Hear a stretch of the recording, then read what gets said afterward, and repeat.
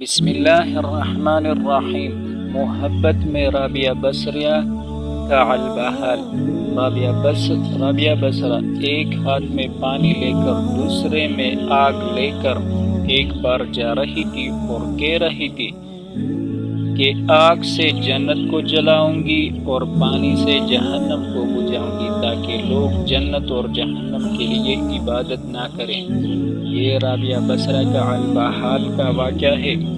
حضرت مجد الفسانی رحمۃ اللہ فرماتے ہیں کہ اگر رابعہ بصرہ بیچاری بیت سے واقف ہوتی تو وہ ایسا کام نہ کرتی، اس لیے کہ اللہ تعالیٰ خود جنت کی طرف بلا رہا ہے۔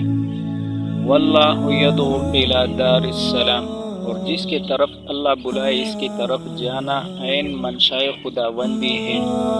اللہ والوں کی محبت الہی کے غلبے میں ایسے باتیں کر جانا یہ محبت کی وجہ سے ہوتا ہے۔